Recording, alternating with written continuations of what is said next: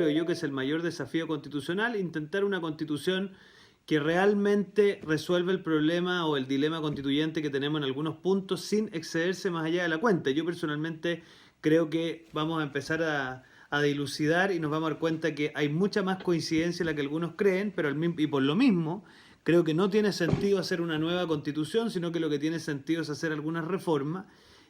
Personalmente creo que en el rol del Estado, quizás en la provisión de los derechos sociales, pasar a un sistema semipresidencial, o sea, hay algunas cosas, pero pretender partir de cero a mí francamente no me hace mucho sentido.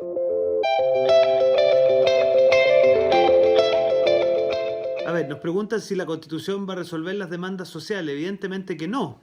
Yo creo que las demandas sociales son una mezcla de cosas. Tienen que ver con un desajuste que existe, con, digámoslo así, la indolencia que tiene cierta élite, con la urgencia que tiene, obviamente, la inmensa mayoría de la población de tener un nivel de ingresos que le permita decir que la libertad no es un privilegio para aquellos que la pueden pagar.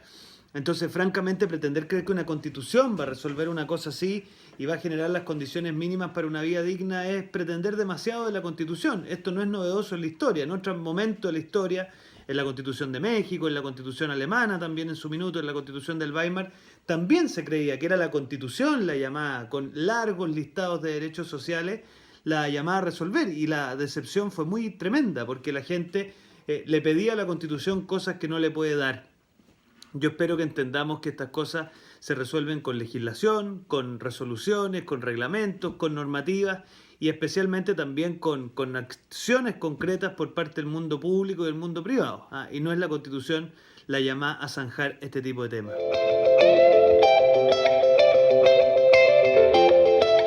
La convención mixta a mí me parece que tiene una gran ventaja, que es que hoy día el Parlamento, con todos sus problemas, ofrece una proporción bastante más moderada. Yo creo que eso es razonable porque lo que no nos puede pasar es que los maximalismos, ya sea de lado a lado, predominen, sino que ojalá tengamos a un país que tienda a la moderación.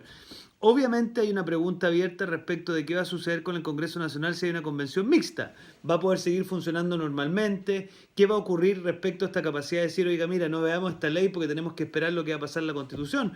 Ya hemos visto a la oposición pretendiendo dilatar cierta normativa como la reforma previsional, precisamente bajo el argumento de que la Constitución tiene que resolverse primero. Entonces, yo espero que acá tengamos buena fe, que saquemos adelante las reformas sociales, pero ¿qué es lo que le pasa a ciertos sectores? Que saben que si las reformas sociales avanzan, se les cae el argumento de que se necesitaba cambiar la Constitución para hacer las reformas sociales. Por eso están entrabando un poco las reformas sociales, pero aquí lo importante no tiene que ser que predominen las ideas de uno, necesariamente o de manera casi obstinada, sino que más bien lo que sea mejor para los chilenos.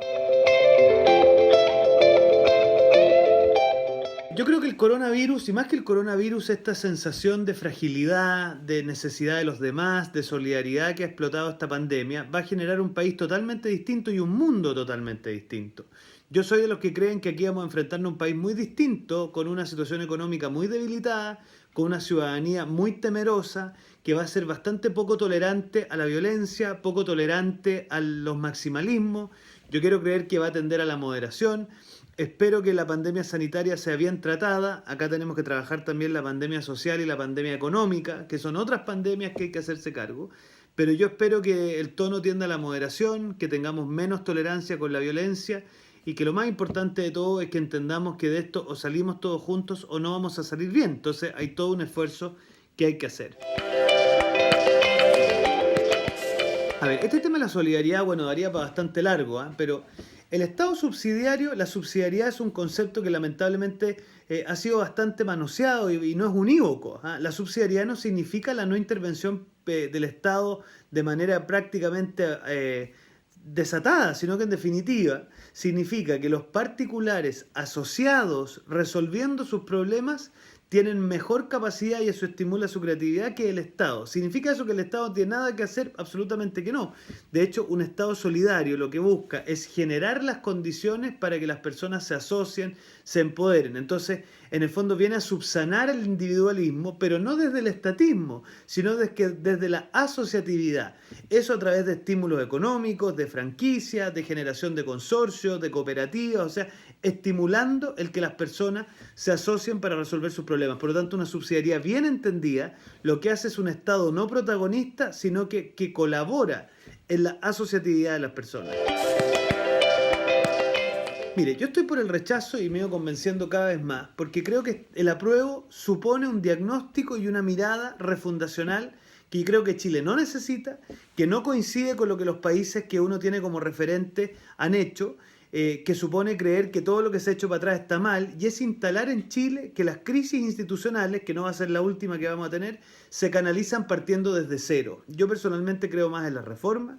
Creo que las generaciones se suceden las unas a las otras y se va, digámoslo así, mejorando lo avanzado, y pretender esta lógica refundacional. Porque no se les olvide, y a algunos parece que se les olvida, que la nueva constitución encuentra su origen en un conjunto de ideólogos que sostienen que del 90 a la fecha Chile ha cometido prácticamente una tragedia.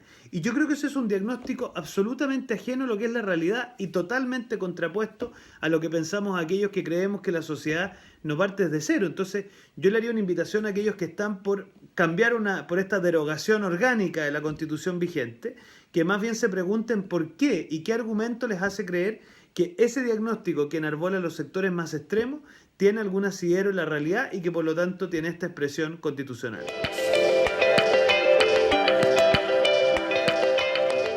Mire, si gana el rechazo, simplemente lo que va a ocurrir es que vamos a tener el mandato de tramitar reformas constitucionales de manera gradual en la institucionalidad, con una amplia participación, y hasta yo estoy abierto a acoger una idea que planteó el exministro Rabinet de poder plebiscitar esta reforma.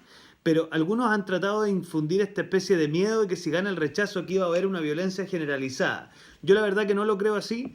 Yo creo que hay ciertas élites que están convencidas que la prueba va a arrasar. Si llegara a ganar el rechazo o el rechazo tuviera un muy buen desempeño, aquí quedarían bastante pasmados, y creo que eso puede contribuir a que el clima de conversación sea mucho mejor. O sea, en el caso de que el rechazo no gane, el que el rechazo le vaya muy bien, va a contribuir a que haya un ánimo de acuerdo y no un ánimo de pasar la planadora, que es lo que una vez se observa de ciertos sectores con un tono bastante soberbio y bastante conocedor de todas las verdades, habidas y por haber.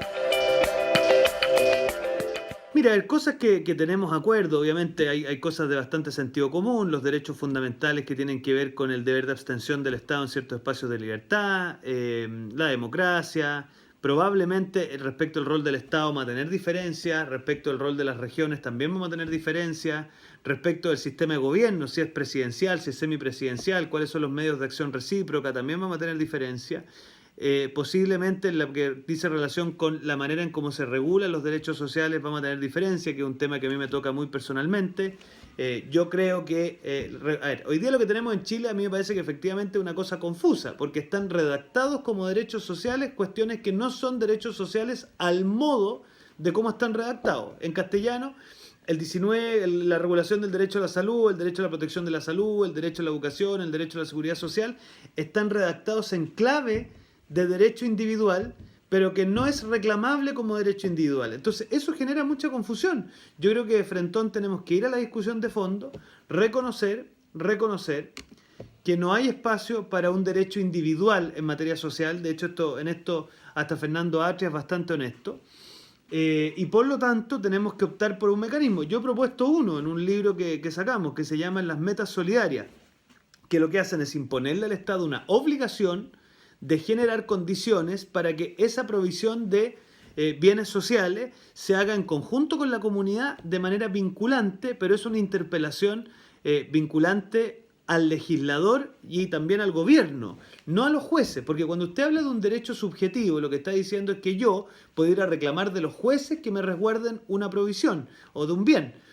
En cambio, cuando usted le hace una interpelación al legislador, que esto es lo que hace, digamos, el artículo 20 de la Constitución alemana cuando habla del Estado Social de Derecho, lo que hace en castellano es con ese conceptito, que es novedoso en la legislación alemana, interpela al Estado alemán a mantenerse permanentemente en una tarea inagotable de generando condiciones mínimas para la vida digna. Entonces, es un concepto más de deliberación política y no de discernimiento judicial. Y creo que eso hace toda la diferencia, ¿ah?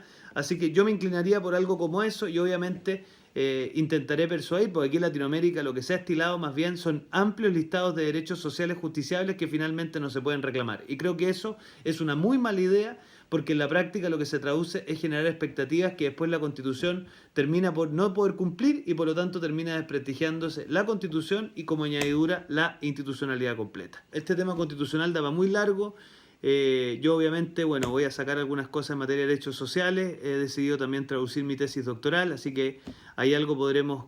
Mire, el tema de los derechos sociales tiene muchas aristas. ¿Cuál es el fundamento filosófico? Es distinto si usted se aproxima desde una lógica de generar condiciones de igualdad, o si quiere generar condiciones de ejercicio de la libertad, como sería una mirada más ordoliberal, o si más bien no cree en los derechos sociales, porque hay ciertas escuelas liberales, hay algunas columnas de un columnista del diario El Mercurio que ha sido muy enfático en que los derechos sociales no existen y que son un invento de ciertos socialismos para incrementar la burocracia estatal. Yo no creo eso, pero tampoco me compro esta idea del estatuto de igualdad que subyace a algunas tesis del socialismo. Entonces hay una cuestión de filosofía, hay cuestiones de estructuras normativas, está esta típica clasificación de los derechos de primera, segunda, tercera generación que es bastante discutible. Entonces daría para conversar mucho de los derechos sociales, y si en alguna oportunidad les interesa este formato más de abogado constitucionalista, yo feliz, porque la verdad que me apasionaría mucho volver a tratar de hacer clases, pero bueno, todo tendrá su minuto.